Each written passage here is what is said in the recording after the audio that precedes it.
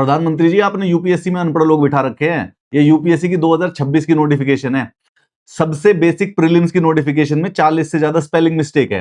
कैसे मान ले कि ये लोग आईएएस और आईपीएस को रिक्रूट कर लेंगे? कहां से मान ले कि इनको मेंस में पेपर चेकिंग करने का इन्होंने सही प्रोसेस बना रखा होगा भीतर से? सुप्रीम कोर्ट में जाके बोल देते हैं कि ट्रांसपेरेंसी हो जाएगी, हमें तो सीक्रेट है, कॉन्फिडेंशियल है, बता नहीं सकते, पेपर नहीं दे सकते। इसलिए नहीं दे सकते क्योंकि इनको देखना तो आता नहीं है। जो रिक्रूटिंग एजेंसी है एग्जामिनेशन की स्पेलिंग नहीं लिख पा रही नोटिफिकेशन में सही, वो एग्जामिनेशन कंडक्ट क्या कराएगी?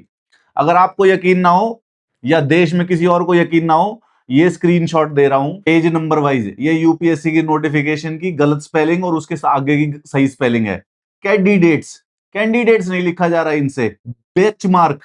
अरे बेंचमार्क नहीं लिखा जा रहा सर, बेंचमार्क लिखा हुआ है।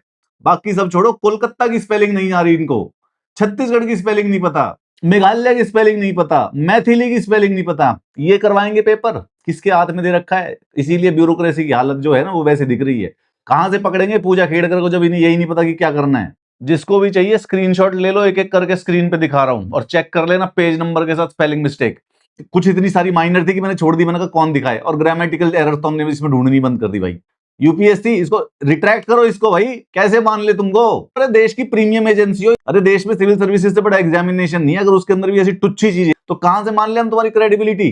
और ये मत कहना कि ये छोटी चीज है, लिटरल 15 मिनट लगे मेरे को ये सही करने में। इसका मतलब ये है कि तुम्हें प्रोफेशनलिज्म है जीरो, एकदम गांजा मार के बैठे रहते उधर। That is just speculation, we have no information about it. और इसके बाद अभी तुम्हारे फॉर्म भरने के कारनामे दिखाता हूं।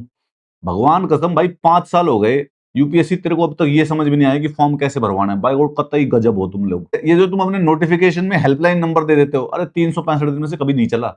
अरे 4 बच्चे बिठा दो ना कॉल सेंटर के, यार क्या हो गया? 2 लाख रुपए महीने का खर्चा नहीं उठेगा क्या? पूरे देश के 40 लाख बच्चे अपीयर करते हैं तुम्हारे, 40 लाख बच्चों को बेसिकली 4 बच्चे हैंडल कर लेंगे। क्या है कि तुमको काम नहीं करना है, पूरे के पूरे देश के भविष्य को खड्डे में ले जाने का सबसे बड़ा श्रेय जो है वो यूपीएससी को जाता है। इनकॉम्पिटेंट निनकम्पूप्स।